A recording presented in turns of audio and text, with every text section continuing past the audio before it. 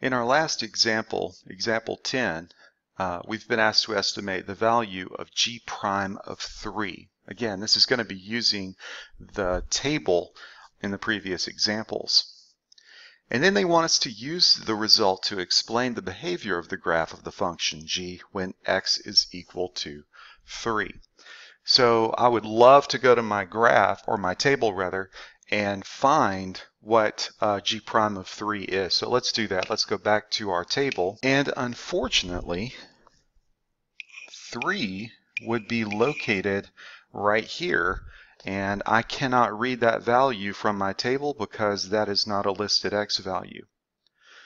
Now the good news is that I do have a value to the left of 3 and I do have a value to the right of 3.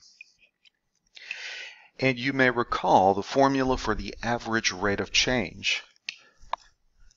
The average rate of change is f of b minus f of a over b minus a.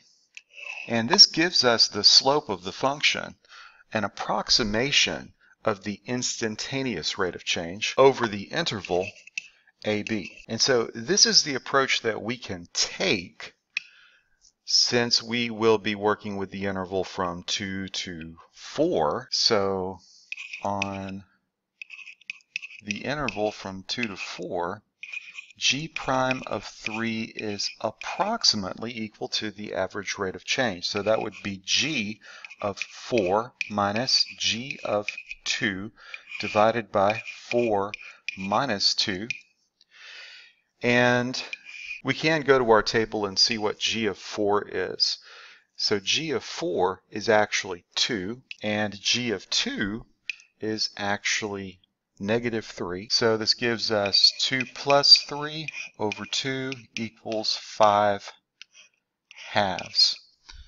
So g prime of 3 is approximately 5 halves. Now the second part of this question says, use the result to explain the behavior of the graph of the function g when x equals 3. So we can make this argument. Since g prime of 3 is greater than 0, since it's positive, then the function, let me say it this way, the function g is increasing at x equals 3, increasing at that particular x value.